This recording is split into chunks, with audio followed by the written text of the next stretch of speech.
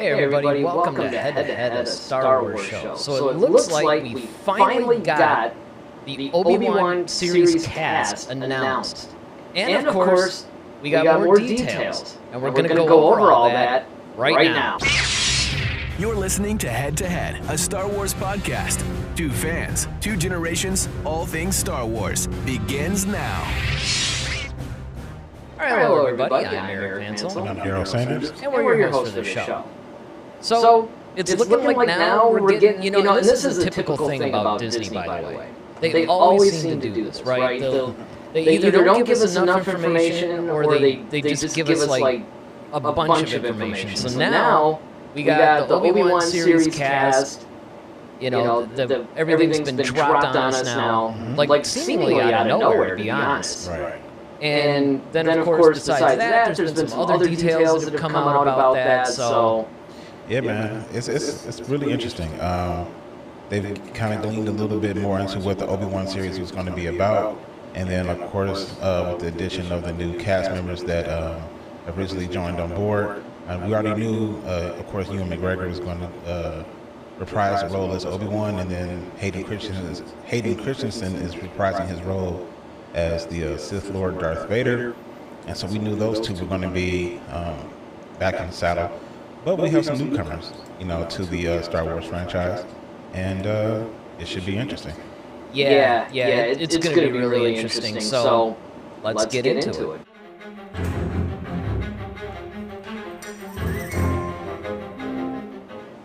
All right, so the nice thing about all this, I think, is that, as you know, the Obi Wan series is something that I've been looking forward to for quite some time. Definitely. In fact, I remember when it was going to be just, I think it was just going to be like a movie, and then some people said it was going to be a trilogy, and Right. I mean, there's just been like all kinds of speculation and all that stuff, and then out of nowhere, Ewan McGregor finally was like, "Oh yeah, I'm playing Obi Wan, and there's going to be this series," and then of course they made the official announcement, and COVID, of course, kind of affected it a little bit, Right. but then they started making the announcement that it was going to start shooting in the spring, and then we got the announcement that it was going to be starting in April, which is now, and now recently we just got the cast list. So what we thought might be kind of cool, even though some of these people we know about, some of them we don't.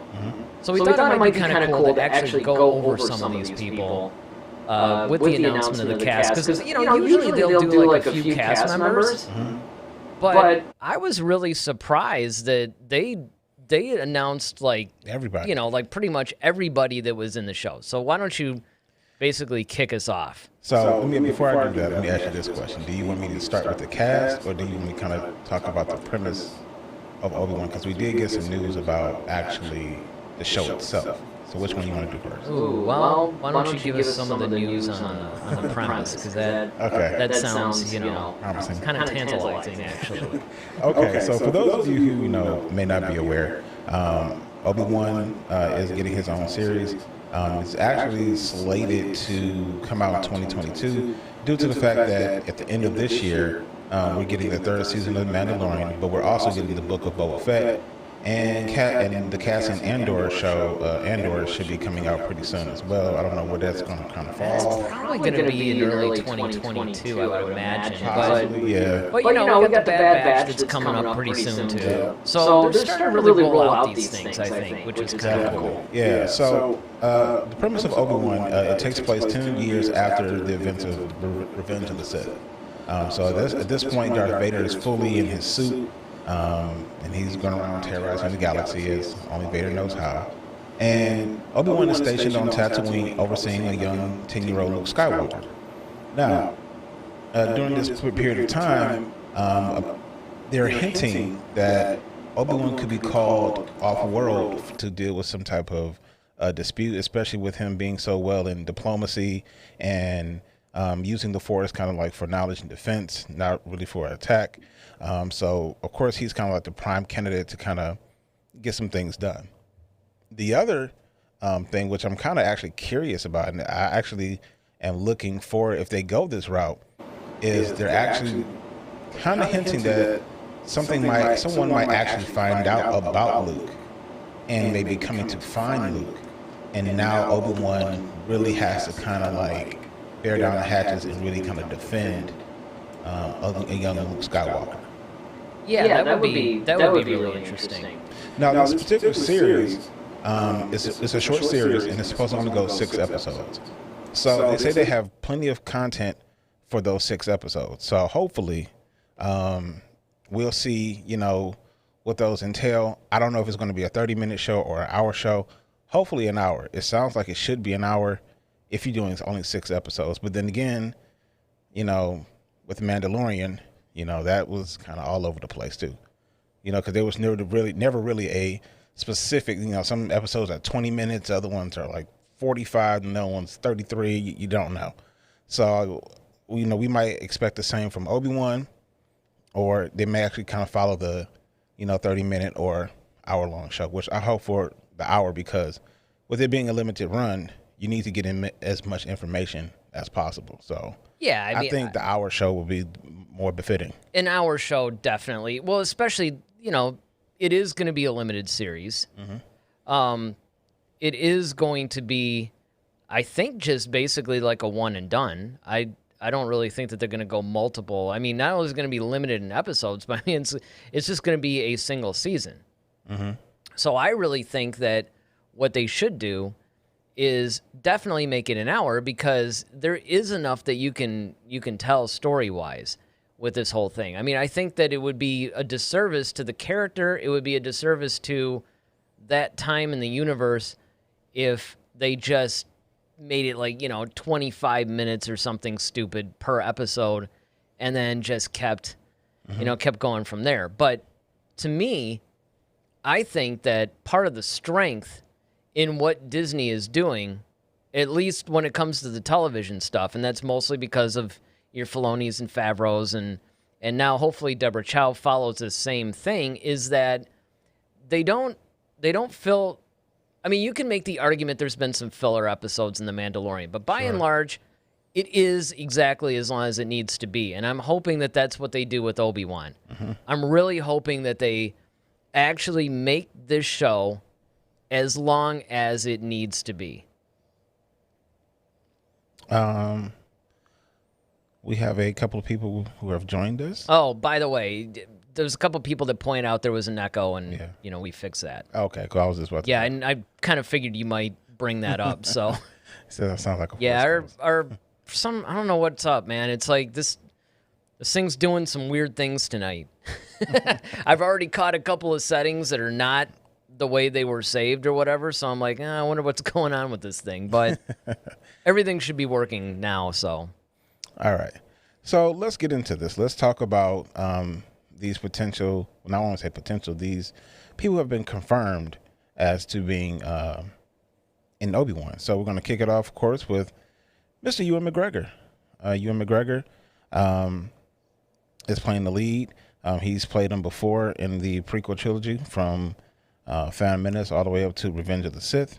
So we pretty much are aware of him, but he's also been in the movie Moulin Rouge. Now, Hayden Christensen. Hayden Christensen is returning in his role of Anakin Skywalker / Darth Vader. So we last saw him in the Star Wars universe. He had donned the actual Darth Vader suit, and so he was actually fully into the suit. The thing that I find interesting, though, about the Obi-Wan series is that James Earl Jones and I can't think of the other actor's name who's done the voice for Vader in the animated series or the video games have not been listed as the voice of Vader. And basically the inclusion of Vader has been somewhat controversial. Mm-hmm.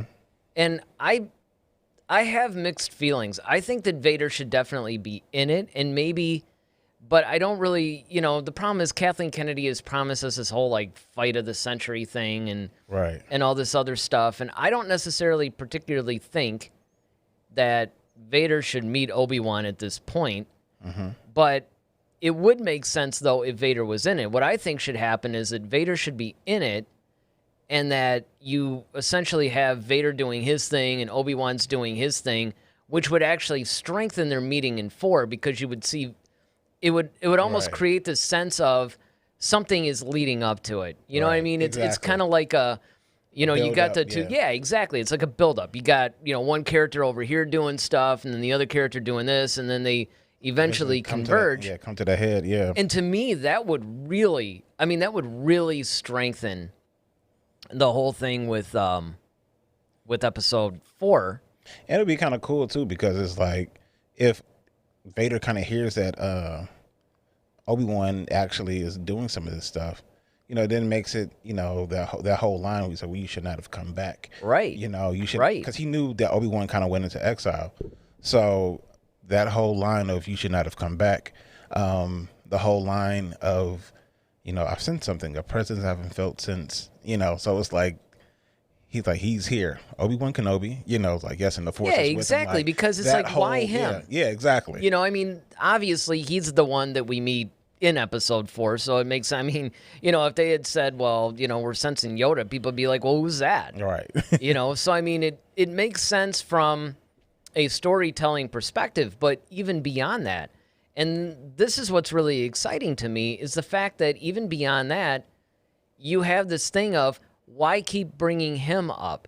It's because there's that connection that still hasn't been broken. You're talking about a former master and apprentice here. Mm-hmm. So you basically have a connection that I think would be a little bit deeper than just sensing another Jedi or whatever in the Force. And so consequently, I think that would add a little bit more gravitas to their eventual meeting in 4. And it would even give a little bit more context because obviously, Luke obviously knows him in A New Hope. It's like, oh, I wonder if he means old Ben. It's like this old hermit. If we have a little bit of that context, I think that it would be something that would actually serve the story, and it would frame up A New Hope very nicely. Yeah, if they play it right, but no, that's the $1 million question right there, man. Yeah, Will they play it right? Will they play it right? All right, so next we have Miss Moses Ingram. Moses Ingram Star Wars is something that is unknown at the moment. Yes, she did hint on her Instagram feed that she would be using a lightsaber in the show. Her caption created plenty of speculation of who she might end up being, but it still remains unclear for now. But she's from the show Queen's Gambit. So if you all are familiar with the show Queen's Gambit, that's where she's from. Let's see. So now Joel Egerton has been also selected.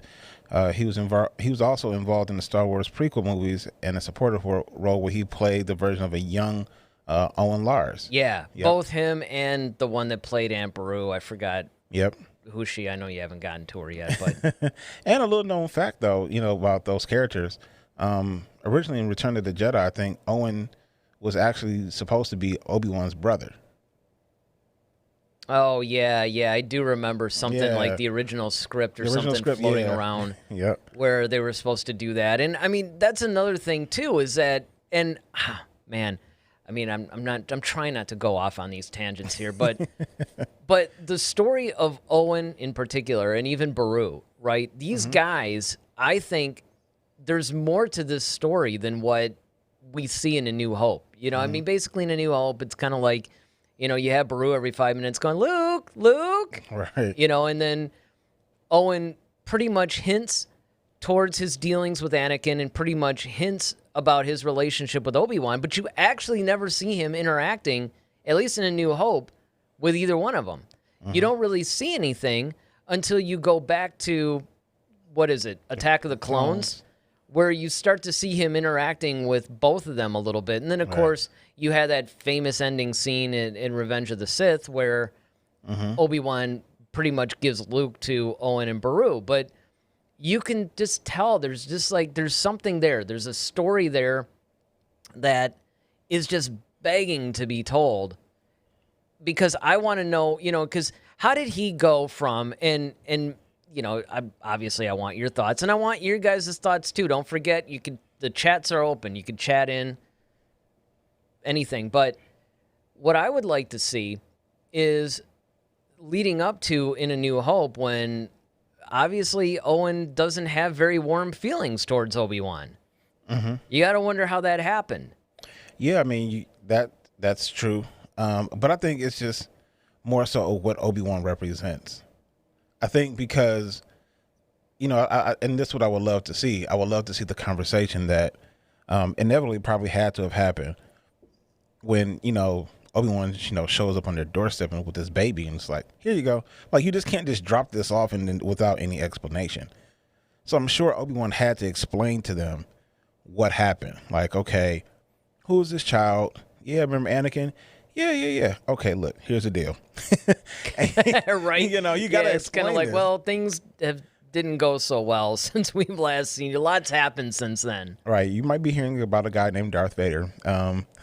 Well, actually, he probably didn't know because he thought he was dead, actually, at that point.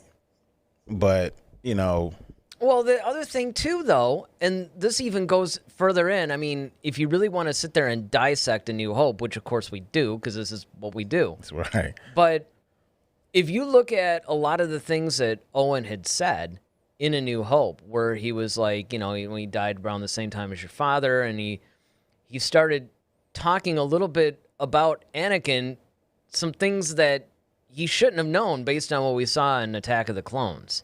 Right, and I think Obi-Wan probably kind of, like I said, told him some things, or if Luke ever asked, because, of course they're going to have the inevitable question, like, okay, well, are you guys my parents? Or, there's some, Luke might catch on to the fact that, okay, well, we're not exactly your parents.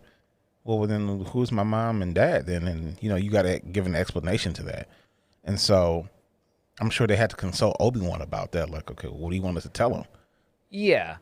So there's a whole, like you said, there's a whole story just in that type of drama setting. Like, okay, in raising like this, it's almost kind of like the whole Clark Kent thing. Let's bring in Ronaldo's question, because okay. Ronaldo has a question that I don't really want to prematurely answer. So Ronaldo's asked the question. He says, great cast. Do you think we're going to see a young Luke? I think we will. Yeah, and I mean, this is where I was trying to go with this whole thing, is that I do think we're going to see a young Luke, because I think that you need, in basically what you're talking about, I think you need to address these things, because obviously Luke is pretty much at peace with, where he's at. He obviously knows that Uncle Owen and Aunt Beru aren't Mom and dad. Yeah, right. They're not mom and dad. They call them aunt and uncle instead of mom and dad. Maybe he even doesn't know they're really not his aunt and uncle. I don't know. But the point is that there's story there. Mm-hmm. There's a lot of story between where we leave him off as an infant and where he ends up when we see him in A New Hope. And it's not one of those things that I think that is just, hey, it would be really cool to see. I actually think that this would be something that would really enhance the story. And honestly, and this is why I've always fought for an Obi-Wan movie, trilogy, or even series, anything. I mean, yeah, we got an Obi-Wan comic, and I guess that could suffice. But for pretty much everybody I'm talking about, it would be nice to actually bridge Episode 3 and 4 in a way, in Luke Skywalker's and Obi-Wan's story, and also Vader. And this is why your thing about maybe why they put Vader in this, because where we meet them in A New Hope versus where we left them in Revenge of the Sith, there's definitely story there. All right. And I think that if you actually make this and you connect this whole story, well, really, it's like you're connecting the trilogies. If you connect the two trilogies together, what ends up happening is you really enhance the entire story of the saga. Yeah. And I mean, I think as a viewer, it would actually do something. So I don't know. And so far, yeah, I got to agree with Ronaldo. They're actually really paying attention to the cast. Mm-hmm. And I think that that's a good thing, because obviously, at the end of the day, you can get Hayden Christensen, you can get Ewan McGregor, you can get, what's his name, Joel Edgerton. Mm-hmm. And then who's the one that plays Beru? I forgot who she is. I always forget her name. Bonnie, I can't pronounce her last name. That's fine. But the chick that plays Baru. Right? I mean, you could put those 4 people in because we saw them established in the prequel trilogy. You could put the 4 of them in there and you'd be fine. You could surround them really with just any good actors. But the fact that they're not just paying attention to characters, they're also paying attention to who they put in those roles. Sure. I think that that's something that they did that with The Mandalorian. Yeah, you want to have that continuity. Yeah. Because it's like, yeah, you get the whole Attack of the Clones thing, and then part of Revenge of the Sith, and then if you go to the Obi Wan series, it's like, hey, you don't have the same actors, you know, playing the roles, and it's kind of like, okay, well. Well, here's something that I think that they did right when it comes to this, and that is that unlike what they should have, so here's what they should have done. They should have actually made 7, 8, and 9 back in like the early to mid 90s. Definitely. Late 90s at the latest, because then you would have, at least with Zahn's trilogy, but you could have written just about anything. You would have actually had them age appropriate at that point. You could have gone like, okay, 10 years after, like if you had made a movie in like 95, let's say, you could have done like a 10, 12 years or whatever after Return of the Jedi, and all the actors would have been pretty much age appropriate. This is what they're doing with Obi Wan, with The Mandalorian, with stuff like that, is they're actually doing this stuff at a time where Ewan McGregor is age appropriate to play Obi Wan at this time. Right. And then, you know, Joel and Bonnie are age appropriate to play Beru and Owen at this point. So I think that what's nice about the way that they're doing this now is they are trying to give you that continuity. That's why they keep bringing back, there's another woman I keep forgetting, the one that played Mon Mothma. Oh, yeah. The one that's been playing her, you know, from the prequels on. They keep bringing her back because, again, it's appropriate.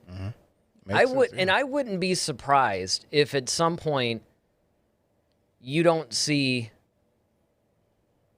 probably Natalie Portman returning to the universe playing Padme at some point. I mean, obviously, she dies. Yeah. You know, Spoiler alert. She dies, you know, at the end of Revenge of the Sith. But they have been talking about maybe making some flashback, you know, or prequel stuff, or, you know, because they got those books that you and I have yet to finish. Right.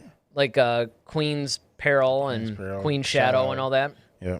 Right? So the cool thing about that is you could bring her back, and I mean, she's still young enough that she can like play the character in between, say, episodes 2 and 3 or something like that. There's some story there. Sure. Let's see. So just rounding out Joel Edgerton, you may, if you don't know him from the Star Wars universe, you know him from the movie Bright on Netflix. He plays Nick Jacoby, where he's like the first like ogre to kind of like be a police officer with the movie with Will Smith. So if you're not familiar with that character, I mean, of the character of him in Star Wars, then you might be familiar with the movie Bright. And just as you aforementioned, Bonnie, I want to say her last name is Pisces, is also involved in the Obi Wan series. So she's playing Beru, and she's from Love Eternal Morning. So that's kind of like one of her other films that she's a part of. But before we move forward, we have some chats. Ronaldo.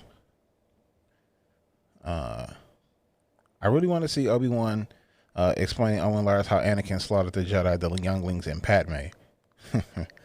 Yeah, that's got to be a hard conversation. Yeah, that's kind of like, that's a little bit of tough talk right there. I mean, and like you said, they all had that kind of interaction with, you know, Obi-Wan, you know, Padme, and Anakin. And so, you know, he's like, okay, so he's turned into the Sith Lord guy, and now you're dropping his kid off with us. You think he's going to come looking for him? Like, I can only imagine, like, why would you leave him here with us? You know, so, well, this is the last place that he would look.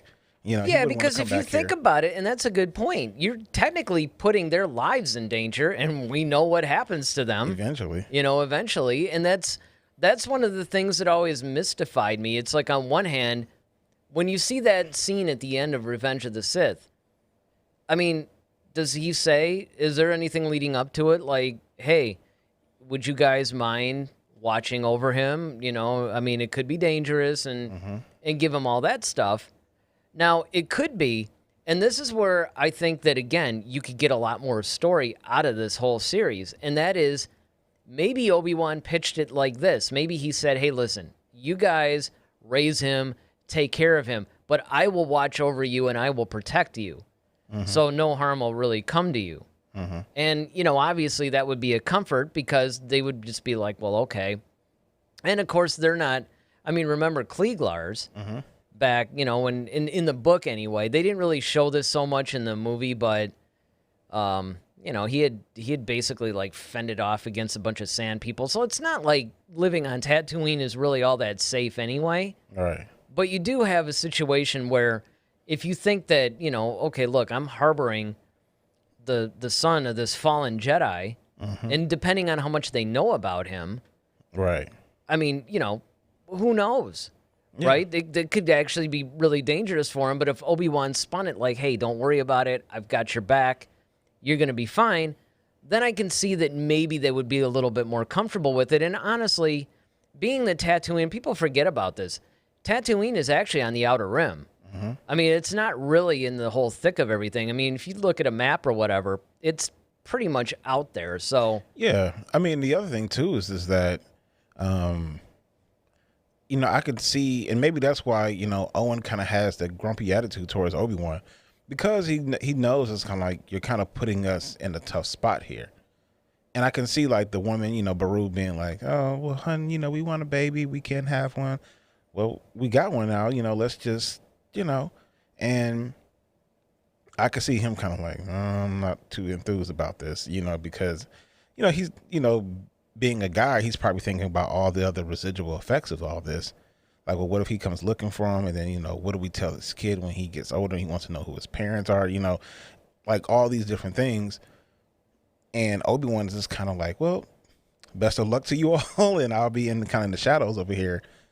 I could kind of see why, he'll be kind of grumpy. And then, of course, if you know that this kid's father, who was a Jedi, turned to the dark side and did all these horrible things, you kind of got to wonder, well, what does this kid have in him?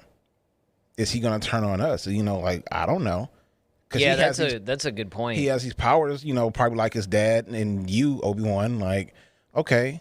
And then the other thing is, too, you kind of have to think about this. Like, what if Obi-Wan died? I mean, you got to think about, like, if somebody said, okay, you know what? Watch this kid. I'll watch over you guys. But then what if he just, went up in a bar and died somewhere, and it's like, well, great. Now we're just... Right. This is another reason why it just blows my mind that they kept his name Skywalker. Yeah, exactly. Because, and a lot of times people will be like, well, it was okay because he's basically in the Outer Rim. He's on Tatooine. Who's going to know? But it's like, he's all trying to, like, join the Academy and essentially join the Empire. Well, and that's why I think that, and that's probably also why Owen had such reservation. Now, like, I need you for another harvest or whatever. Yeah, he keeps trying to keep him here, and it's like, no, you can't go to the Academy. But, he wants to join the rebellion. But could you imagine? Well, it wasn't even the rebellion. Well, yeah. That's the thing. He wanted to go to the Academy. That's the Imperial Academy. Well, yeah, right. Because, again, and this is something that people forget, is that was a legitimate government. It wasn't evil, really. But then again, then, of course, when Biggs and everybody, started joining the rebellion, then he wanted to do that. But I think that you had to do the Academy thing. I'm not really sure how that works. But, I'm sure somebody in the chat will enlighten us. But, yeah. So, yeah, these are the questions that we have to have answers to. Yeah, I mean, it's just one of those things, man. I think that this is something that I hope that this series is going to cast some light on, because it could be more than just a really cool adventure series. Oh yeah, definitely. And like I said, you only got 6 episodes, so you really gotta. Yeah, right. Is it 6? Yeah, it's only 6. It's not even 8. Oh man, you know what? Yeah, I forgot about that. I had read that, and that completely blew past me for some reason. So next we have Kumail Nanjiani. Sorry if I butchered the name. Yeah, But he's best known for his comedic work, particularly with Silicon Valley, where he worked on that show. He's one of the funniest characters on the show, even though a lot of times it was because he was at the expense of others. To venture to Star Wars, his vision to the Star Wars world sees him to work with Disney again. And so I'm really intrigued with him because he's more of a comedic actor. So I'm wondering, is he going to try to do something serious, or he's going to be like the levity in the show? Yeah, I'm not really sure, because you know that Star Wars definitely has comedy. Star Wars has always had some form of comedy in it, and you basically need somebody, but I just hope it's not another like Richard Pryor and Superman 3 kind of thing to where, it's just obviously forced and they're doing it like that. I hope that they keep it the way that it's been, but hey, you had Bill Burr in The Mandalorian, and Exactly. Look at how that turned out, and he was dramatic. He was dramatic. Actually one of the most dramatic actors of the whole thing, It's like I was really blown away by that. I'm consistently blown away by the performance of, even though I already know that most comedians are fantastic dramatic actors. Mm-hmm. I love it when people will cast somebody for maybe some lighthearted moments, but then they decide to write like this whole dramatic thing for them, and then that could be the way that this is happening too. But yeah, if they're casting a comedian, it's probably a more comedic role, and they need somebody who knows comedy to actually pull it off. Yeah, I'm thinking, what comes to mind since you bring up Mandalorian, the little bluefin guy. Yeah, right. Like, he's hilarious. But totally. But it fits perfectly in the Star Wars. Exactly. In the Star Wars realm. Next person is Rupert Friend. He's best known for the TV show Homeland. He actually joins the show. He's also played Agent 47 in the movie Hitman. He also starred in The Boy in the Striped Pajamas, which is a very emotional movie based around like the Nazi concentration camps. Now, looking at this guy, I'm not familiar with him, but he looks intense.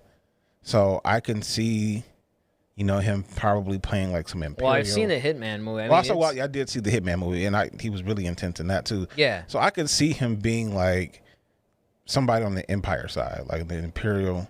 But every time we say that, they end up not being that. I mean, that's one of the things that everybody loves to say. Like, oh, yeah, I could see him being a Sith Lord, or I could see him being look at Benicio del Toro in The Last Jedi. Right. Everybody thought that, he's going to play. He should have been, but, with the poor writing. And the thing is, though, that what you have to look at is that it could have been a good role. It could have actually been a good role if they had just. I wasn't too nuts about the whole stuttering thing. Yeah, I didn't like, stupid. Some of that stuff. But I mean, it could have been a good role. It wasn't. Yeah.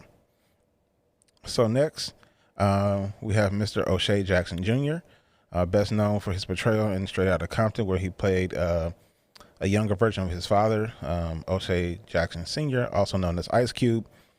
He also did a really good job in the movie Just Mercy, where he was portray Anthony Ray Hilton, who was wrongfully convicted and spending 30 years in jail for a crime that he didn't commit. He also shared the screen with Michael B. Jordan in that particular movie. Now, with O'Shea Jackson, this is the one I was like, okay, I can see him playing maybe a role in the sense of, I don't see him being like a real big character. I can see him being kind of like one of those guys who kind of gets you from point A to point B. It's like, hey, I need some information. Like one of those guys, like, what can you tell me about this? And he's kind of like, okay, I'm kind of. It reminds me of the Carl Weathers casting. Yeah. For the longest time, I was sitting there like, who on earth is Carl Weathers going to play in the Star Wars universe? Right? But when you see his character, you're like, well, who else other than Carl Weathers can do it? And that's how I look at this. Mm-hmm.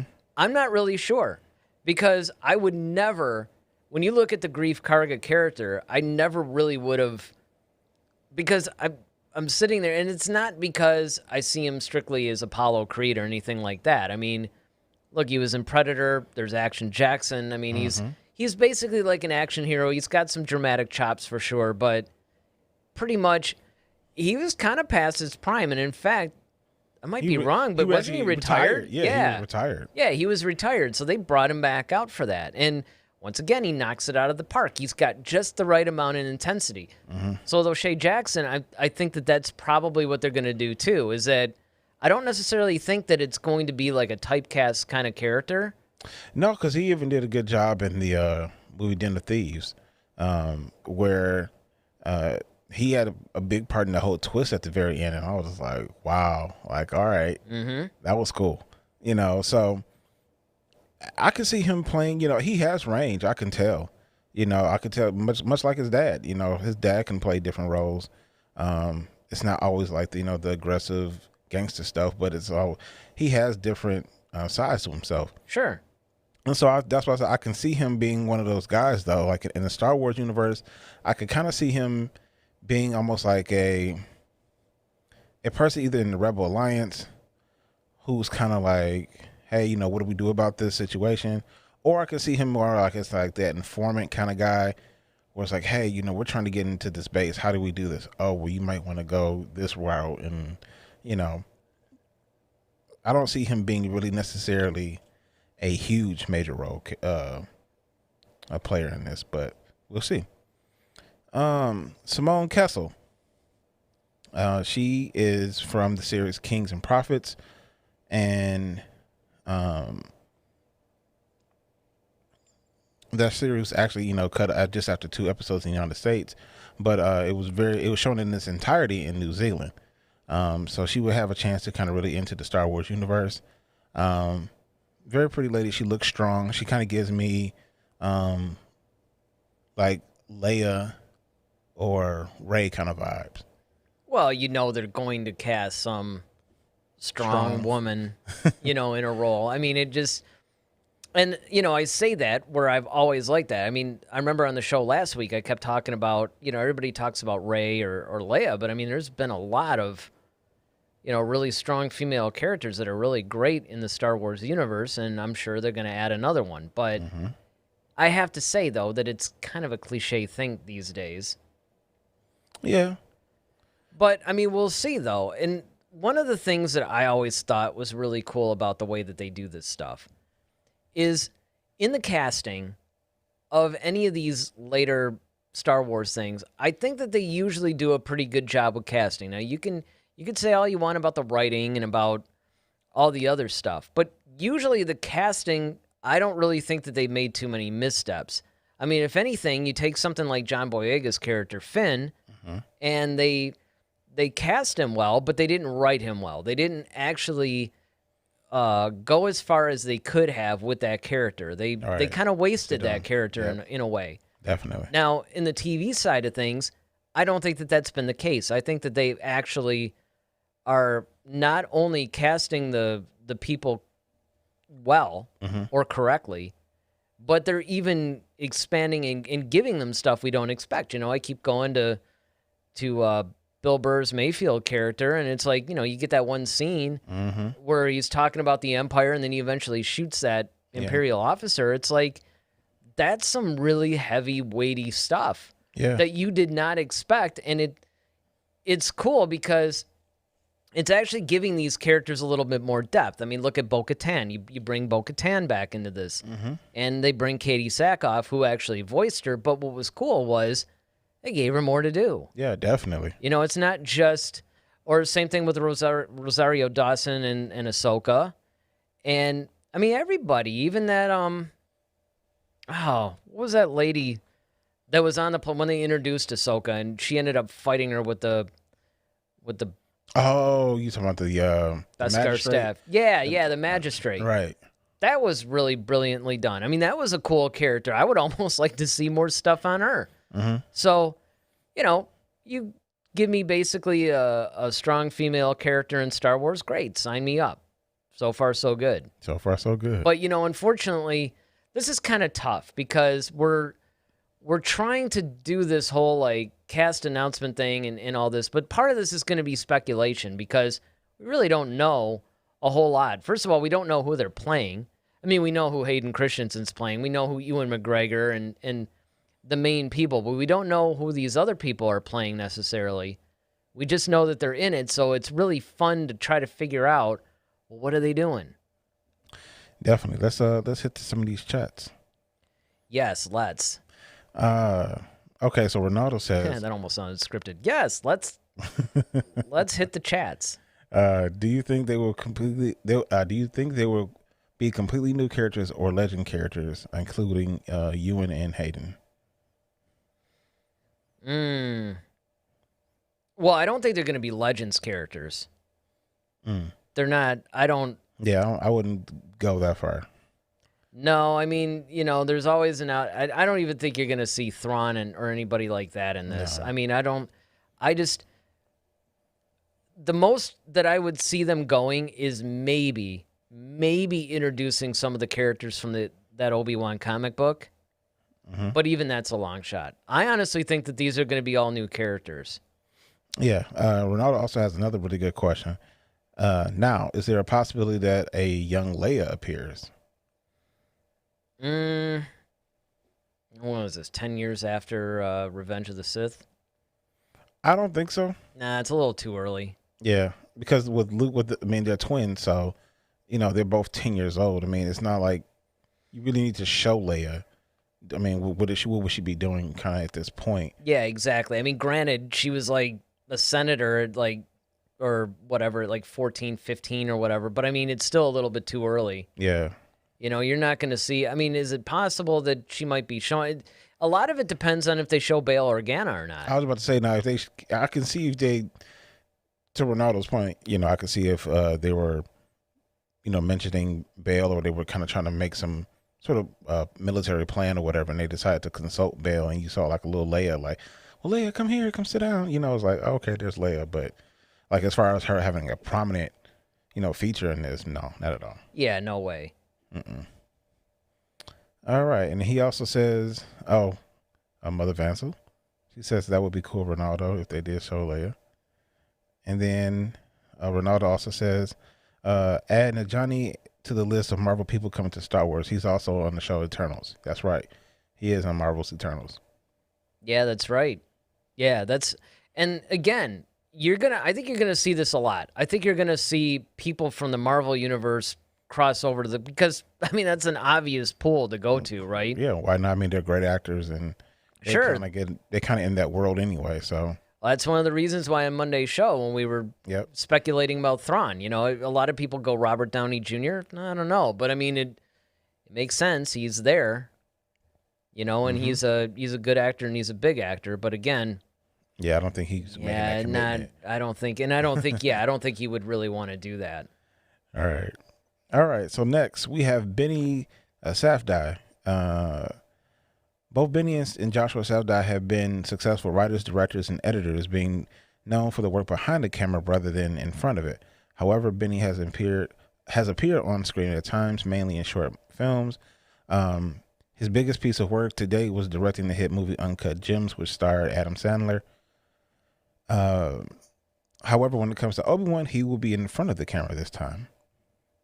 Yeah, that was a big one because Uncut Gems was masterful. It was fantastic.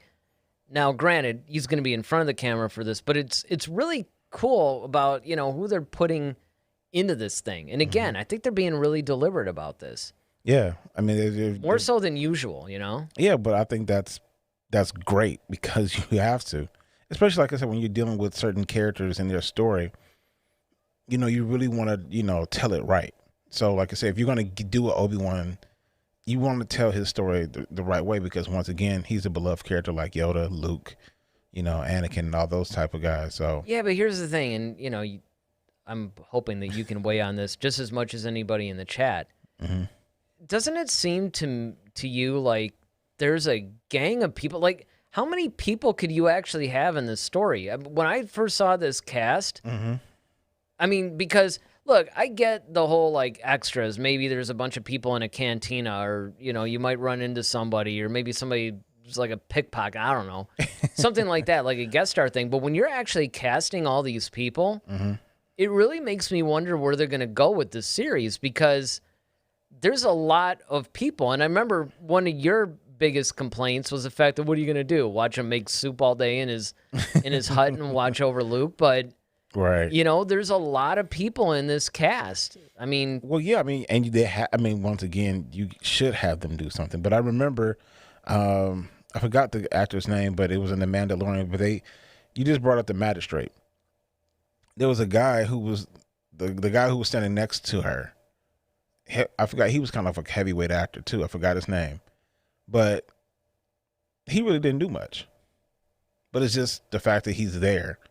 It's kind of like his presence just being there. Yeah, you're right. He was, what was it? He was like a name actor too. Yeah, he was a name actor, but if you really think about it, he really didn't do anything. Not really. I mean, he had a few lines of dialogue. Exactly. Well, I guess. And so that's what I mean. Like, in some ways, you can see. But he wasn't announced as like one of the cast of season 2, though, was he? Mm-hmm. Oh, he was? Yeah, that's why I was just like, okay, what? We were trying to figure out what was he going to play, and then. Well, and that's part of what's so cool about this too. I mean, that is so true, man. You'll pick like an actor, right, that really makes you like sparks your curiosity, right? Like, oh man, that guy's going to be in it.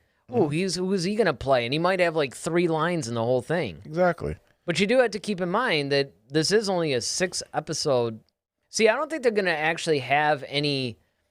I don't really want to say like wasted, because I don't think that was a waste. But at the same time, I don't necessarily think that they're going to have too many background characters in this, because it's only 6 episodes. And again, we don't know how long each episode is going to be. I mean, we're hoping for an hour, but it could very easily be 30, 35 minutes long.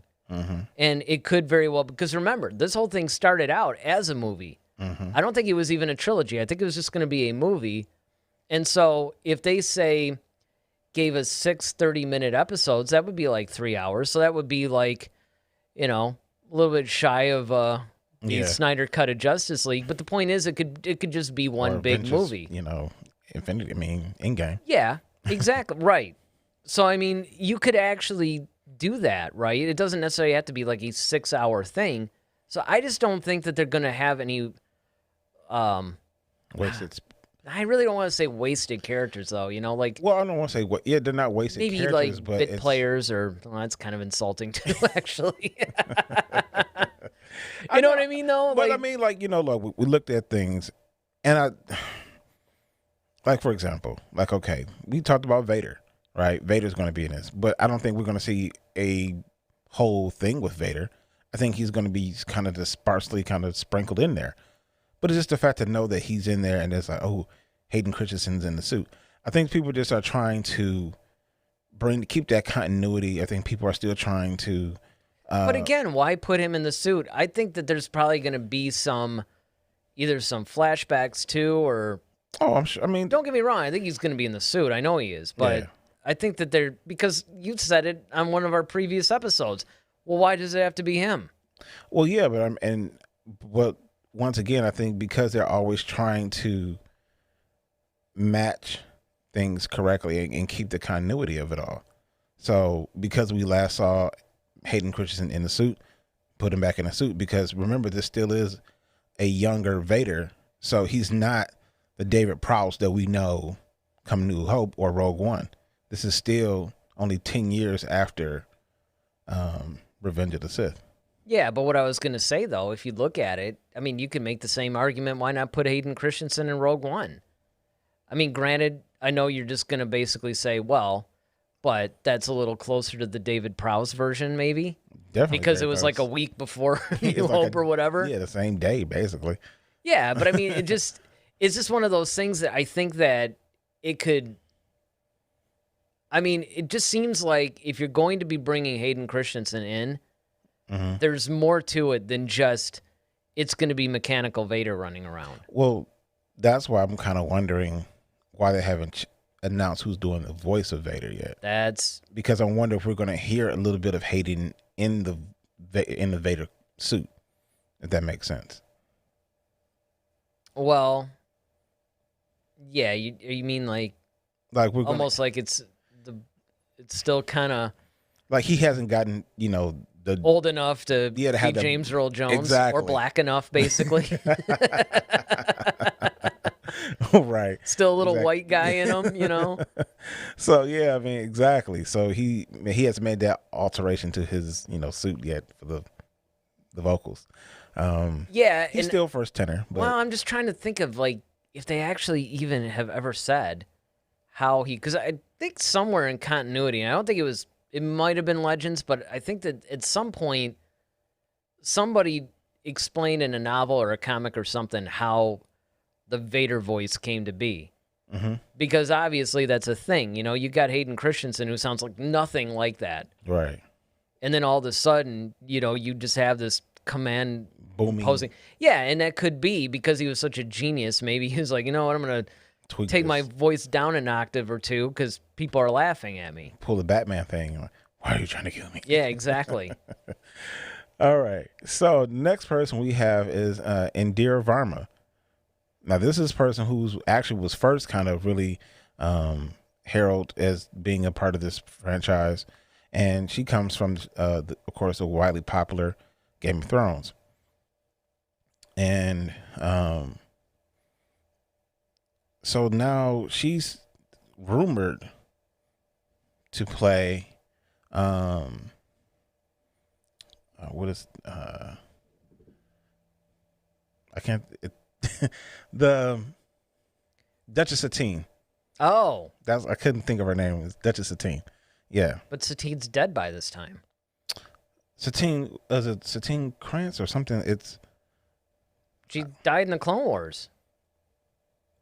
In fact, at season 7 of the Clone Wars, that's when Anakin was all like, well, she was somebody you loved and you let her die and all this other stuff. It was kind of a nice little setup.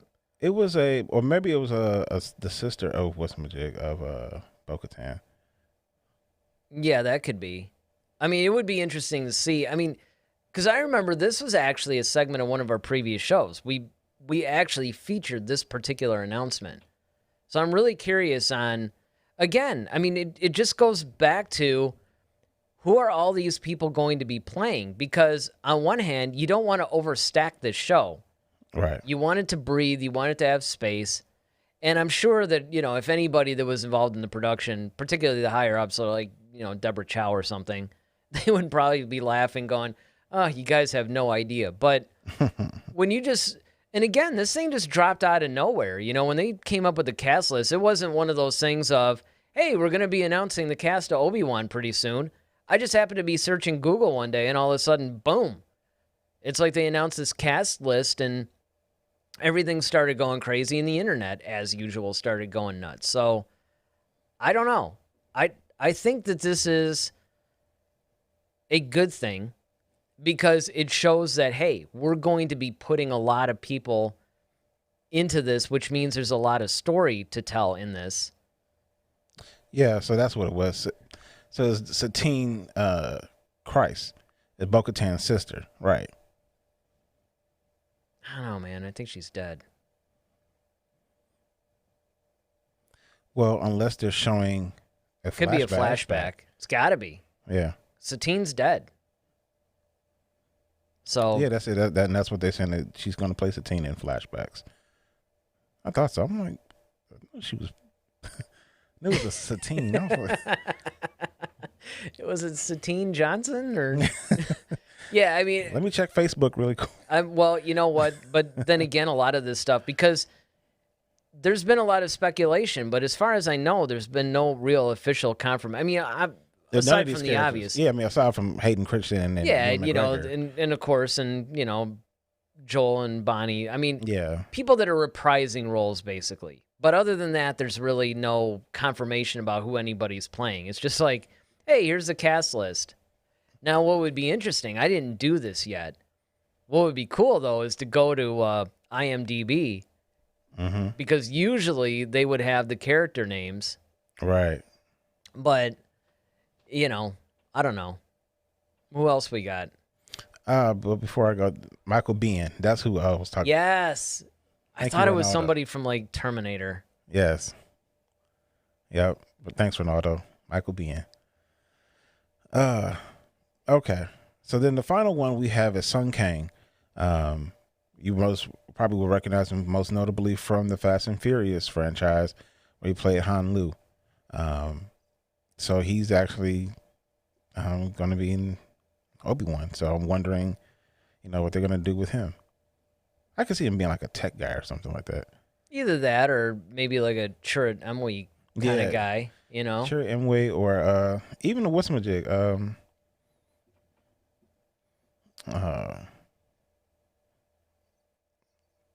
The guy who Saw Gerrera was torturing. Oh, you talking about the pilot? The pilot. Oh, I never remember that guy. Bodhi. Yeah. Bodhi Rook. Yeah. I could see him kind of being one of those kind of guys too. Yeah, I mean, well, it would be more interesting if he were like a tech guy, like a slicer or something like that. But I don't know. I think that, again, they got these people in there. They're going to be pretty much filling in the story. Because what I'm trying to figure out is, what story are they going to tell based on this cast list? Right. That's where I think that we can go, from here. It's like, well, what could they possibly be? Yeah, I mean, I think honestly, just I think that we're going to see a lot of reflective things because, once again, Obi-Wan is kind of in solitude. I could see him reflecting upon things that he probably wished he would have changed, like, his relationship with Satine. I could see, situations where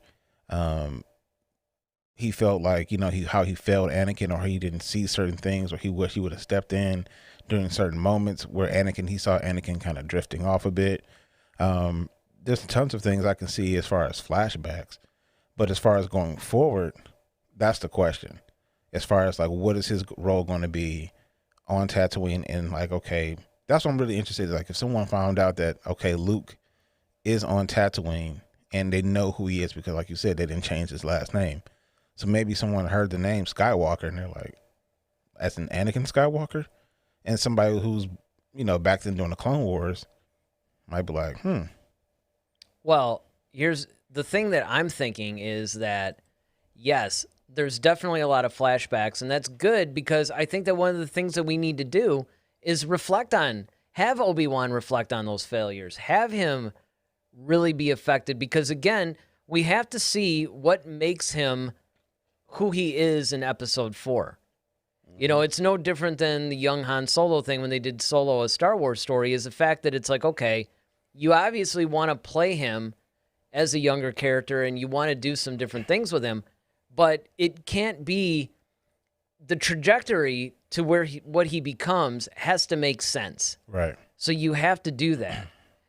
And as far as the whole moving forward, the Skywalker thing, that could happen because, I mean, they address this a little bit in the comics, especially now, where the Star Wars comic series is happening between Empire and Return of the Jedi. So there's definitely some things that are going on about, even with the Darth Vader comic, it's like once he knew that Luke was his son and all this other stuff, it's like, okay, now he's trying to get revenge on all the people that pretty much hid it from him. Mm-hmm. So it would stand to reason, depending, that maybe a bounty hunter or something like that. I mean, I'm hoping that we focus a little bit on Jabba. I would like to see a little bit of that. I'm hoping that, because one of the notable absences in the cast list so far is Liam Neeson. Mm-hmm. We should have actually seen, because that was actually one of the very first rumors that happened, was that we were supposed to see him reprise his role as Qui-Gon. Right. And we'd see, because Yoda gave him the assignment, like, hey, go, Qui-Gon will teach you how to be a Force ghost and all that. Mm-hmm. So it would make sense to see Qui-Gon in the series somehow. And maybe he will be. Maybe he's just not part of the official, it's like a cameo kind of thing. Right. But I just think that you have to deal with, and I think that this is where the brilliance of this series could come, is Obi Wan is reconciling his past while facing his future, and part of that future is watching over Luke. True. I completely agree with that. They've even hinted that, Sun Kang could even be one of the Inquisitors. Yeah, he could be an Inquisitor. He could be a bounty hunter. They could be, because you got to have some sort of antagonist, right? And it can't be Vader, really. Right, exactly. And just the Empire. So I think that's where, they're going to start to run afoul of some of the bounty hunters, and maybe Jabba plays into that. Mm-hmm. And who knows? Maybe they'll reference a High Republic in there, too. I mean, we already have. I haven't read it yet, but I actually was reading something where they had Dr. Aphra find something, some artifact from the Nile or something like that. And then, of course, there was that recent thing now where they're thinking like L3 might have gotten some of her mapping or something from the Nile. Mm-hmm. And that's why the Falcon... I mean, so it seems like they're trying to tie some things together now. And what I'm hoping is maybe... That doesn't mean that I think that they should shoehorn a reference to it in this thing, but, if it's relevant, it would be a nice thing. Oh, yeah, definitely. Yeah, I'm really curious if he goes off-world, I think that's where he kind of runs into situations where, he may interfere with some of Vader's plans. Yeah, or even some... one of the things that I actually thought was cool about The Force Awakens was dealing with, like, the Conja Club and the other gang. That's something. It never fails, man. I mean, it's like we're always, like, forgetting. People probably think, like, these guys are really fans. You got the Guavian, you got those guys. You got... hey, man, my head is scrambled right now because of all the High Republic stuff I'm reading. You want to talk about... the novel, dude, is, like, full of just tons of different names and places, and, it's kind of like that very beginning of Rogue One where you're just hit with everything like that. It's like that constantly. So, it's like my brain scrambled from it all, Definitely, I can see that. But that was one of my favorite things about The Force Awakens was when they started dealing with that. I'm almost like, I'd kind of like to see a Han Solo Chewie adventure with these guys. Right. Even with this, though, like with Moses Ingram, like, okay, well, if she's hinting to having a lightsaber, well, then who the heck is she? You just some, like, random Padawan who just kind of escaped Order 66, and you're just looking for, a place to hide out, or... like I said, it just, and it's honestly, too soon to tell, I know, but it's not even that, man. I think that Ahsoka should be in there somewhere. I really do. It would make sense that she would seek out Obi Wan. Obi Wan was the master of her master. It's like it. But I can see why she, once again, everybody's trying to hide. So yeah, it makes sense, but it just, I don't know. It's kind of like if she's around. Yeah. Even though, again, she's not really a Jedi or whatever, so I get it, too. But... Yep. Ronaldo says, not only is it a big cast, but it's a really short series. Maybe some characters will appear in the present with Obi-Wan, and others would be in the flashbacks. Yeah, that's pretty much... Yeah, I think that's inevitable. I think that, again, if they were going to write some sort of a synopsis, it would probably be, at least what we know so far...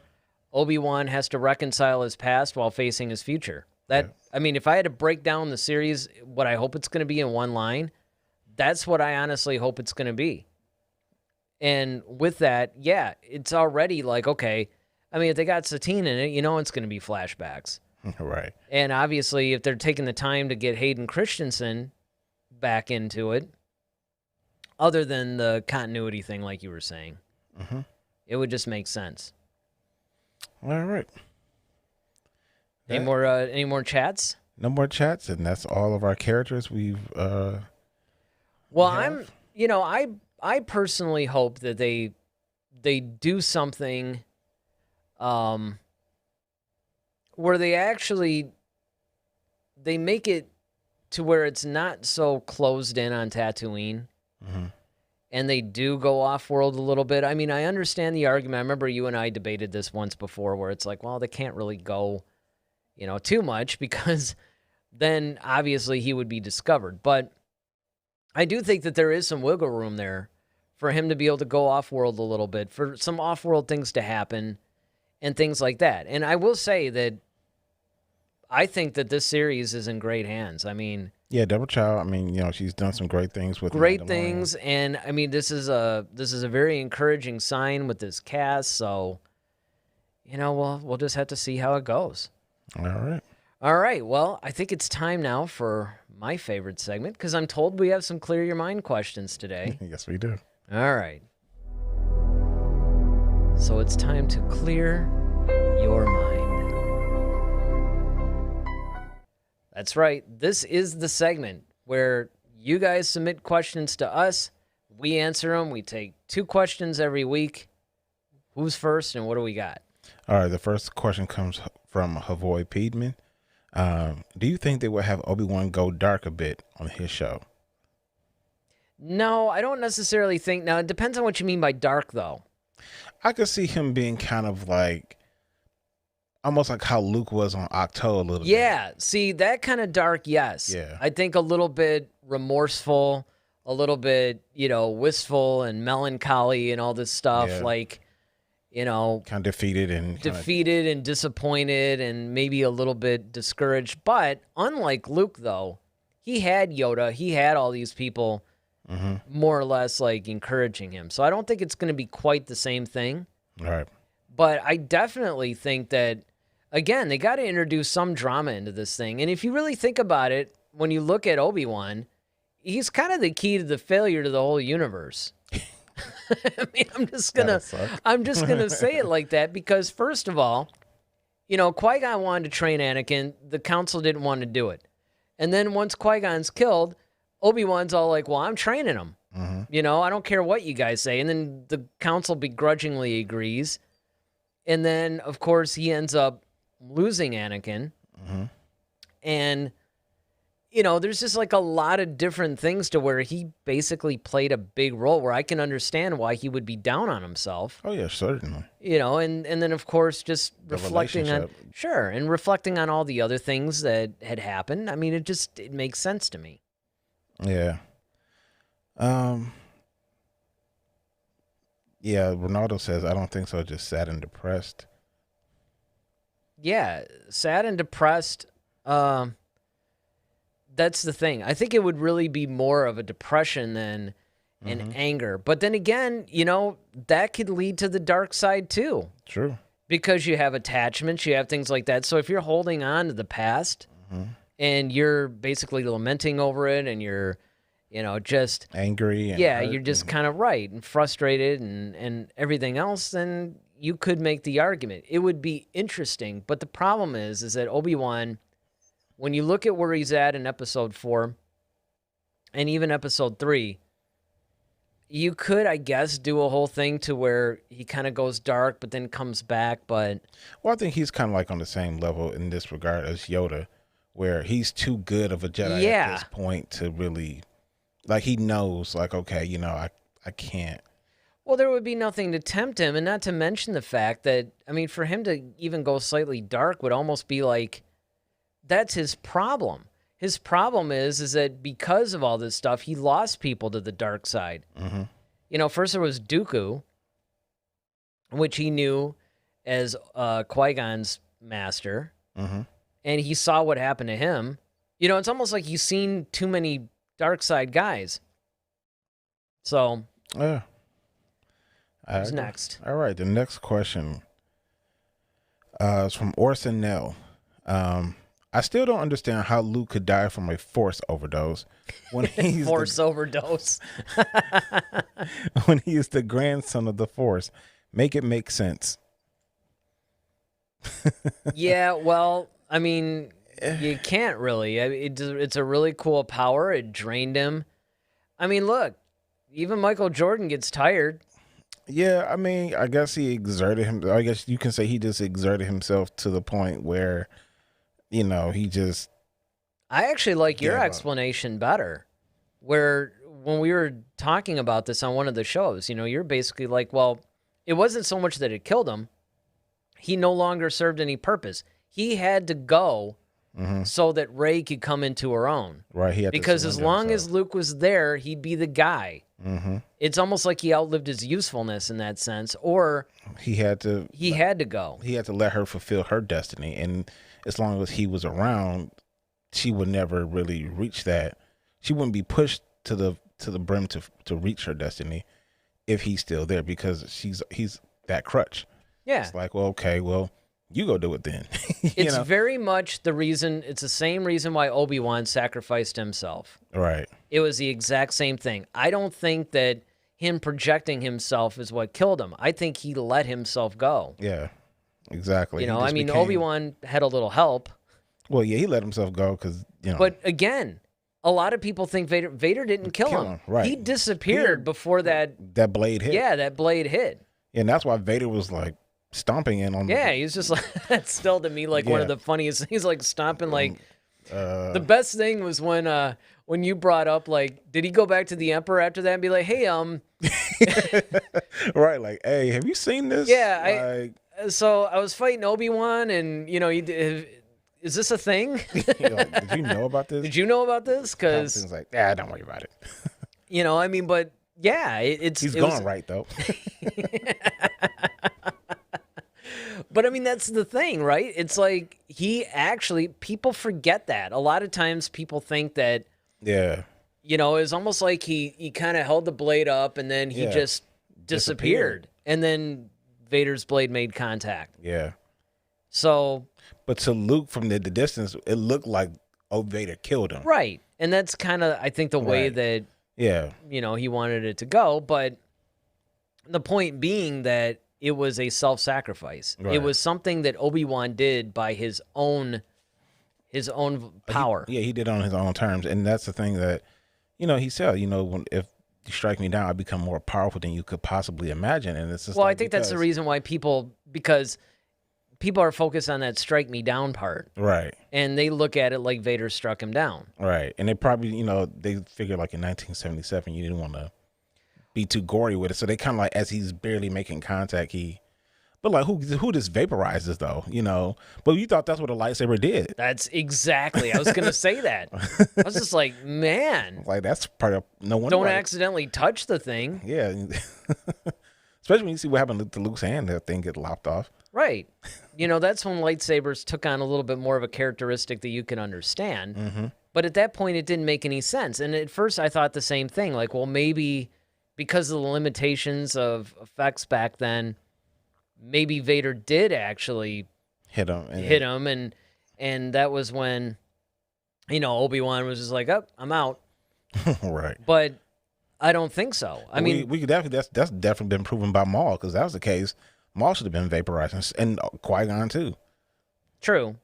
Well, and especially Maul, because you can also point to the Maul versus Obi-Wan battle that would have happened right before Episode 4. Well, I was more talking about the Phantom Menace when he cut him in half. Sure. And still like. But I'm just saying that you could say that, because people, they're petty. They would say, oh, well, that was like 20 years before. So it's like, if you need a more recent example, it's like, look, this happened like right before. Right, that's true. The thing. So, yeah, I just think that Luke probably just was like, you know what? He came to the realization that as long as he was there, people would rely on him and not on themselves. And that's why I think, Rian Johnson actually had a plan. Now, people may not agree with it, but the plan was there. And I think that that's why the movie's called The Last Jedi. Mm-hmm. Because everybody assumed that it would be Luke, and Luke realizing that I have to go in order for Rey to rise up. Mm-hmm. And, even if you go by Snoke's thing, darkness rises, light rises to meet it. Well, how do you factor Luke into all that? Because he's always been there. So it's kind of like, in order for her to really achieve her potential, learn what she has to learn, he had to sacrifice himself, much the same way that Obi-Wan had to sacrifice himself so that Luke could actually learn and come into his own and meet his destiny. Otherwise, he would just be relying on Obi-Wan all the time. Exactly. So, and I think that was, even though the manner of death seemed a little bit more Yoda-ish than Obi-Wan-ish, when you really look at it, that's where that parallel is there. And that's one of the things that I actually thought was done right in the sequel trilogy. Well, I mean, also when you see, like, when Yoda dies in Empire, you know, when he's like, okay. Return of the Jedi. Oh, yeah. Return of the Jedi. Yeah, it's just like, okay, you know, he's kind of giving Luke his final, you know, marching orders pretty much. Like, nope, you got to confront Vader, you know.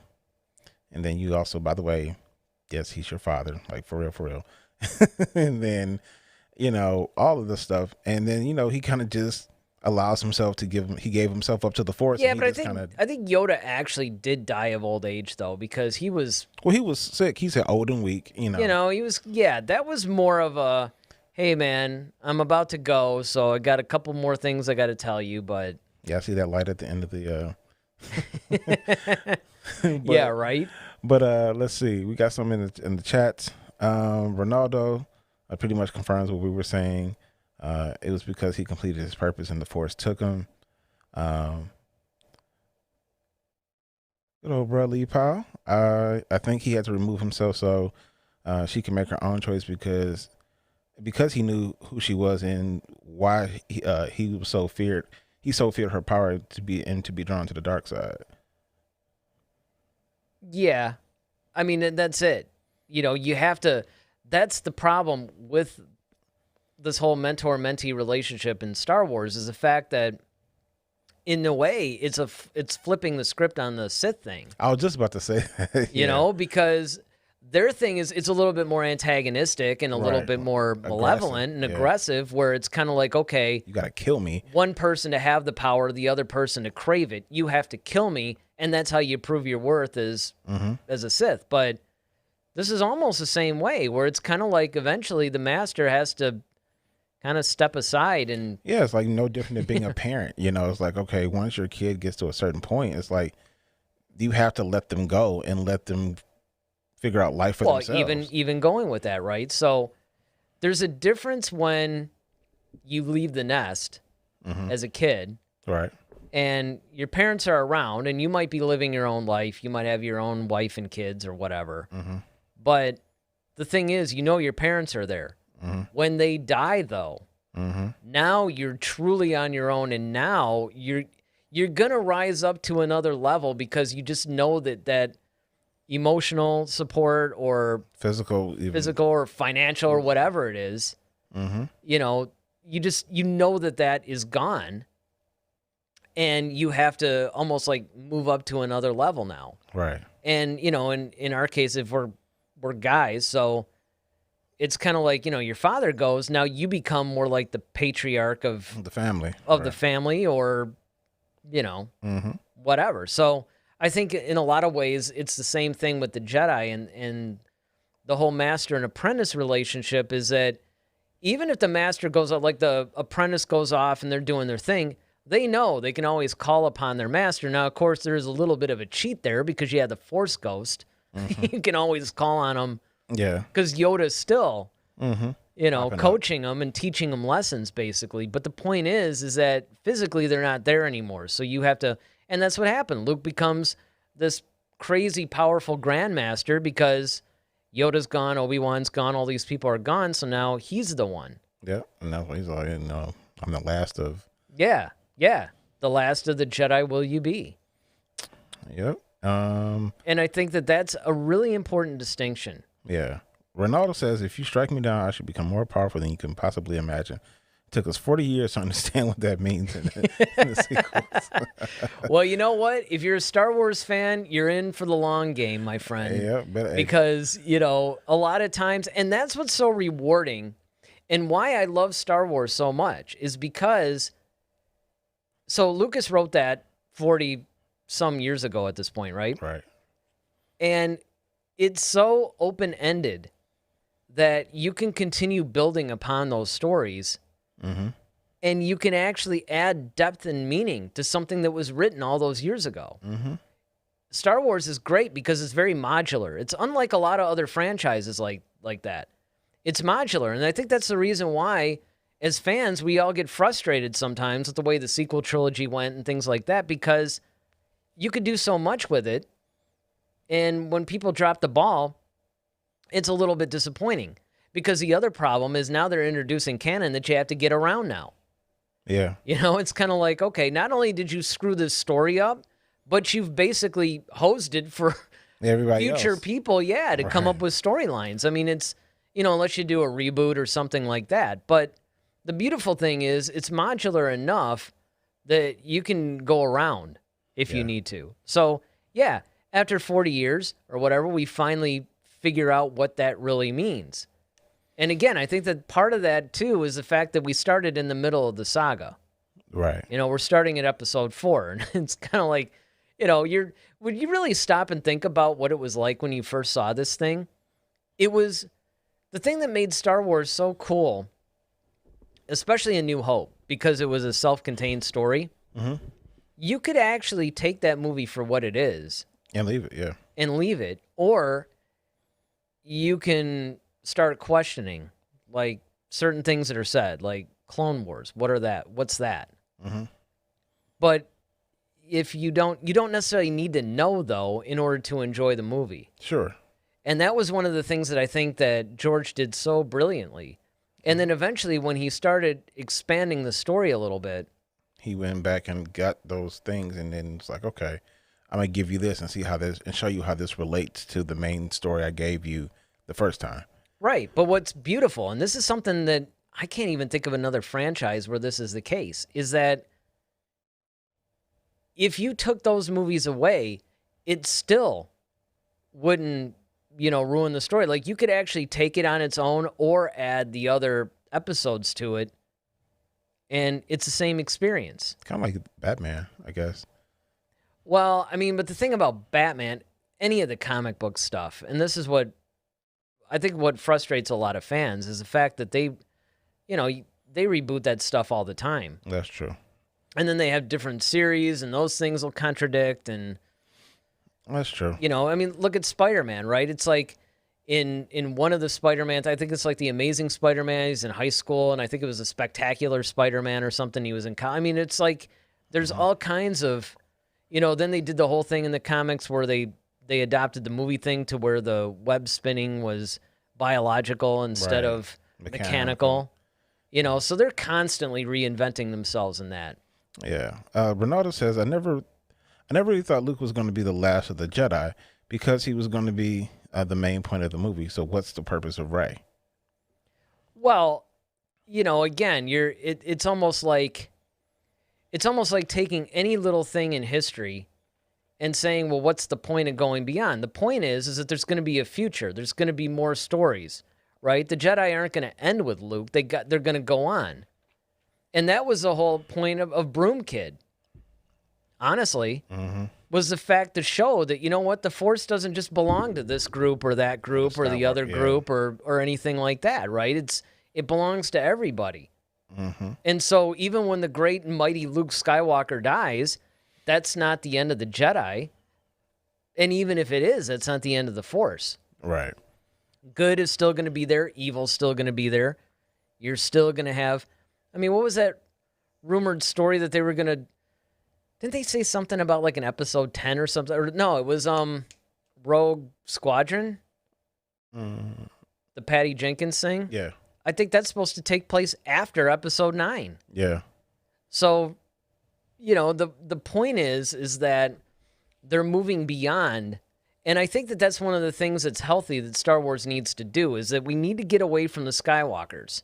Yeah, I mean, and that's why I think that, like you mentioned about Broom Kid, is basically showing, like, of course, we always knew this anyway, if you go back to the prequels, where, you knew that's one of the things that the Jedi did. They found kids who were Force sensitive and trained them.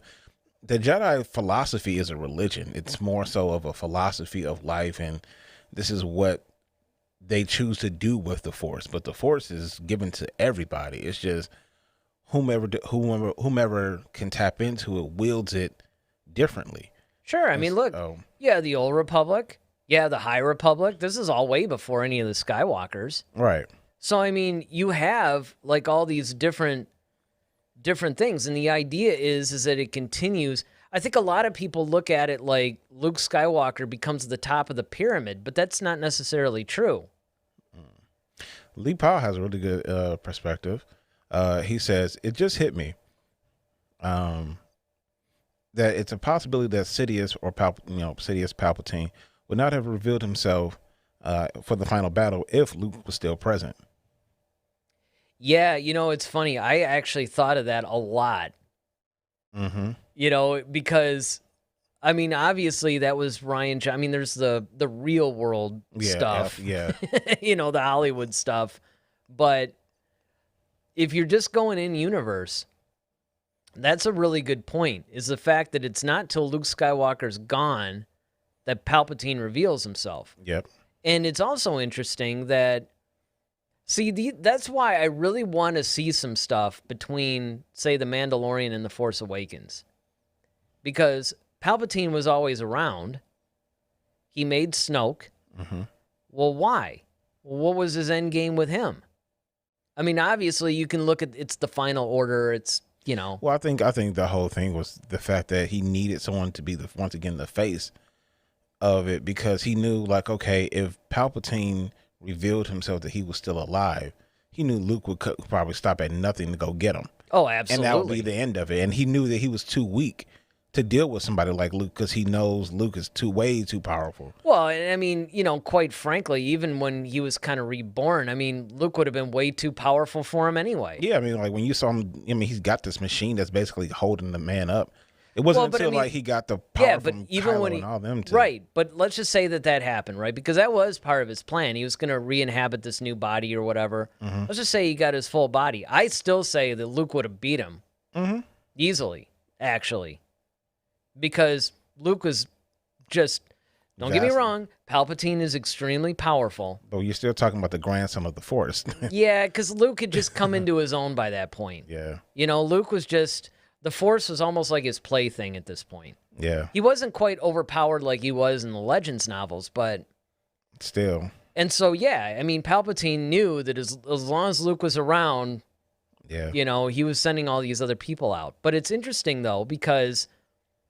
And again, some of this is a little bit lazy writing, but you got to deal with it because it's in the universe now. Is it, the revelation that Luke and Leia both knew that Rey was Palpatine's granddaughter? It's kind of like, oh.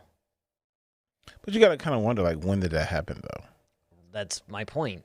Like, okay, I'm okay with them knowing that. It's just when.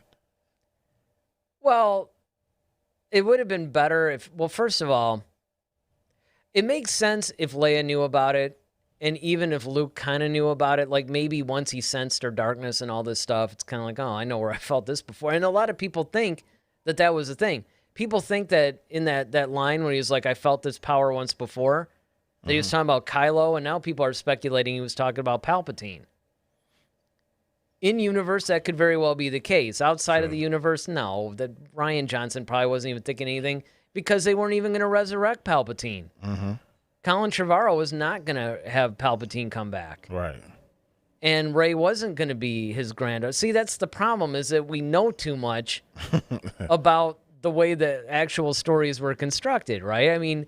So now here we are as fans trying to make sense of all this in universe, which, again, due to the modular nature of Star Wars, you can actually do that. You can make this stuff fit. We're really good at that. Right. Because of what, all the contradictions. Well, yeah, and basically even Lucas, a lot of times he's like, look, I wasn't really thinking about it. But as fans, because this is so near and dear to our hearts, we're like, well, wait a minute. Maybe we can make it fit like this, right? And Star Wars just happens to lend itself to that kind of a thing. So, yeah, definitely. The Almighty Zim, he says, hello there. Greetings and salutations. All right. Well, it's good to have you. And then Ronaldo also rounds us out and says, the sequels are just not aging well, unfortunately. Yeah, and we're only saying this like a couple of years after the last one was made. Right. And this is why I think that what's going to end up happening is you're going to get eventually a very, very soft, gentle reboot. I don't think they're ever going to remake the sequels. I think what's going to happen is that 10, 15 years of making all these stories, like The Mandalorian, like the Obi Wan's here, like all this other stuff, right, that continues to happen. So you're going to have stories that are going to continue to happen, like Ahsoka, like Rangers of the New Republic, all this stuff that's happening post Return of the Jedi. You're going to have that. Then they're going to sandwich that in between stuff that happens after Episode 9. And what's going to happen is they're just going to phase out the sequel trilogy, I think. It just won't have any relevance. It's not like they're going to really remake them. They can almost remake them by just making a bunch of stories that go through them. Mm-hmm. And then you could just more or less focus on that, Interesting theories. Yeah, well, they're all theories at this point, aren't they? Yes, sir. Because, it's not like we really know. Right. We don't know. And that's part of the fun and part of the frustration of being a Star Wars fan. That's the 2 Fs. Yeah. Yep. We reserve the third F for the directors that we don't like, or, but I mean, that's the thing. I mean, that's one of the things that's actually kind of fun and frustrating. But the good news, the happy news is that they're doing a lot of really good things now. The TV universe seems to be cool. I mean, I'm kind of looking forward to the Bad Batch a little bit more now that I've seen some more trailers. The upcoming TV series are all looking good and looking promising. The books, this whole High Republic thing is great. Speaking of which, I don't really know what we're going to talk about Monday yet. I mean, if you guys have any suggestions of what you'd like us to talk about on Monday, leave them in the comments. But as of right now, as I'm saying this, have no idea what we're going to cover on Monday. But a week from Monday, it looks like we could do High Republic issue number 4. Don't even know our own reviews, right? But I believe it's this coming. With Terry and Sarah. I think they're dealing with them. Are they? Yep. They're on the cover of this one. Yeah, so, I mean, and that's coming out, I believe, Wednesday, April 7th. Which means that following Monday, we'll be able to do our usual review. And that's been a really fun series to review. I'm really kind of getting into it, and I'm getting more into it now that I'm reading The Light of the Jedi. That's cool. And then there was that, because they got Into the Dark, and then they have that one young adult novel, too, that I always forget the name of. I'm sure Ronaldo will chat it, momentarily, but... Yes. In the interim, though, Lee has another statement. He said, yes, this turn with Boba was a prime example. Was there ever a plan to spin that off in the beginning? Oh, I don't think so. Now, again, we could be wrong about that too, because, Legends did it a long time ago. Mm-hmm. They basically had him getting out of the Sarlacc pit, and it was a Tales of, I think it was Tales of Mos Eisley. But it could have also been like Tales of Jabba's Palace too. I interchanged those books a lot. It was one of the two. And, they talked about that. And again, it's the brilliance of The Mandalorian, right? They come out, they bring Boba Fett back, and they bring him, and he's really cool. Yeah. Because if you think about it, this is the most we've ever seen of him. He spoke maybe 3 lines of dialogue in the whole. If you take all the movies combined, there might be 10 minutes of him. Mm-hmm. I mean, Empire. Well, even before that, when you go back to Attack of the Clones, first he's all talking about his dad or saying get him or whatever, and then of course you do have that poignant scene at the end though where he's kind of staring at his dad's helmet, which is basically should have been his chopped off head, but his head is still intact and stuff. PG-13, so he's looking at that, and then of course they expand the story a little bit in the Clone Wars. I thought that they did a great job on that. Absolutely. And then like you said, then you get to Empire Strikes Back, you get to Return of the Jedi, you see him a little bit. They expand on him. Test of Courage. Yeah. Yes, it was. That's it, Ronaldo. He's being cool and letting me know the young adult High Republic novel that I keep forgetting. But yeah, I think that I think what they've done with Boba Fett was probably not part of the original plan, but man, they're knocking it out of the park. And I'm really looking forward to seeing, because it looks like this whole Book of Boba Fett thing is actually happening after the events of The Mandalorian. Like when he leaves The Mandalorian, because he's got about the oh man, what's her, you talking about the the female bounty hunter, Fennec Shan. Yeah. Well, Yep. Saved myself on that one. Yeah, he's got her with him, so it's got to be, right? Now, it doesn't necessarily have to be, because It could still be going on like in the same. yeah, they obviously had a little bit of Period. a relationship beforehand, but more than likely it's happening after the events of that. So it's going to be really interesting to see where are they going to go from here. Where are they going to take Boba Fett? Because they've really made that character ultra cool, and it's so nice that they got Tamira Morrison to reprise the role. Definitely. Because once again, that adds that continuity that you were talking about. It's fantastic. Mm-hmm. Yeah, I mean, it's very promising for Star Wars. I mean, like I said, I'm just waiting for that. I mean, we got that. We got Andor, Obi Wan. I'm still waiting on that Rogue Squadron movie. So there's a lot of. But you know what's weird? I'm actually more into like all this other stuff. Like the movies. It's kind of like the movie was the thing you were always like, man, I can't wait till we get the next movie or whatever. Right. Now I'm kind of like, can't wait till we get the next TV show or the next whatever. Yeah, definitely. Lee says there's still a lot of stories to be told, and what's crazy is that what other franchise doesn't have this world outside of its main characters?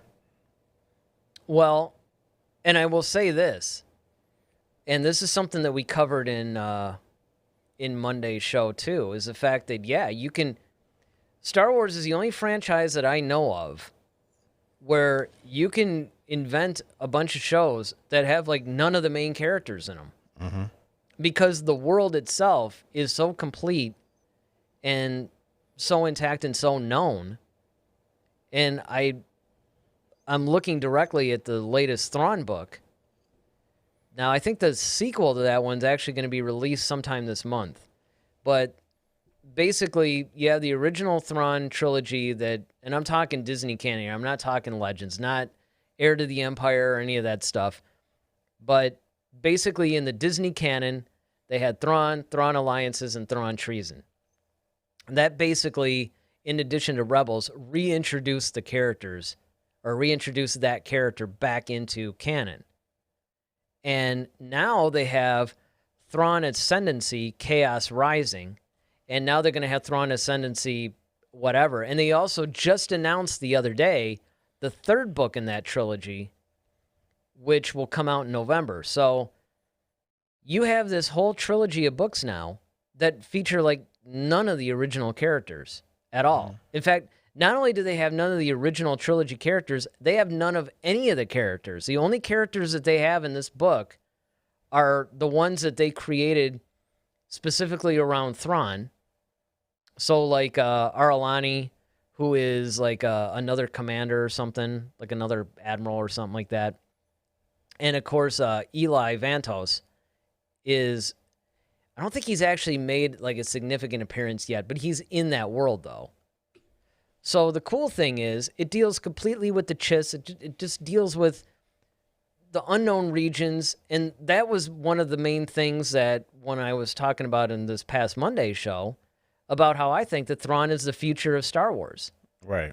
Because he's the one character that you can seed out into multiple series and be the new connective thread, very similar to like a Luke Skywalker or something. Mm-hmm. So, yeah, you got this franchise that can pretty much survive without its main characters. Oh, yeah, definitely. Not too many other franchises can do that. You know, they kind of tried to do that a little bit with the Harry Potter thing. You know, I saw that the first Fantastic Beasts and Where to Find Them or whatever, I hated it. It was awful. I barely could finish it, man. I was so bored watching that. And it was the same Harry Potter universe, but it didn't really have, I think it might have had like one or two of the characters from the books or whatever, but while I really enjoyed the whole Harry Potter series, I wasn't into that. And I didn't even see the sequel to that movie because I'm like, Yeah. it kind of sucked. I didn't like it. Lee also says Marvel is all connected. Star Wars has expanded out beyond one story. Exactly, Eric. Yeah, and the thing about Marvel, and this is the thing that, pardon the pun, but I marvel at when you knew I had to do it. I mean, come on. But this is one of the problems I have, not in this case, because it's a different kind of comparison, but a lot of times people bring up DC or Marvel or something like that. It's like, look, when you're bringing up the comics, you're bringing up like 50 years, 60, 80 years, 100 years or something crazy like that of material from which they can draw. Star Wars has only been, since 1977. And it's an original thing. Right. It's not like you're building it. Now they're starting to do that, and that's why this comment in particular is very much relevant, because now you do have a franchise that's similar to a Marvel or DC because you have so much material that you're building on now. Right. And that's why they can go in different directions, much like the comics. So I just think that it's kind of fascinating to me on how they're doing it, but it's also equally troubling because they could really screw it up. And not only can they mess it up, but if you get the wrong person making the wrong story that's a key story that you have to then seed out other ones, I mean, it's almost like poisoning a water supply. Oh, yeah, definitely. It only takes one little vial, but the whole supply is poison. And I think that that's the reason why you have all this fan toxicity. Oh, yeah, absolutely. Absolutely. So we got anything else in the chats? That is it, my friend. All right. Well, as usual, it's been a pleasure, chatting with you guys and, of course, talking with my good friend Daryl about all things Star Wars. Don't forget to subscribe to the channel, like the video by all means, and that helps us out. And you can join us every Monday at 8 and every Friday at 8. We'll have a different topic for you guys. We usually try to pick something that's somewhat relevant, but hey, sometimes it's character study or sometimes it's some other thing. We just like to talk about Star Wars. So be sure to, check us out. And what do you guys think of the whole Obi Wan thing? Make sure you leave that in the comments section because we really want to know what you guys are thinking about the whole cast and where you think it'll go. If you guys have an idea for what you'd like us to talk about on Monday, leave it in the comments section. We'll check that out. But either way, we will be back with you guys Monday night at 8 o'clock, so you're not going to want to miss it. And with that, I'm Eric Vansel. And I'm Daryl Sanders. May the Force be with you. Always. Head to Head, a Star Wars podcast. Be sure to follow us on Twitter @HeadToHeadSW. Submit your questions for our next show. Visit our official website at headtoheadswpodcast.com. Until next time, may the Force be with you, always.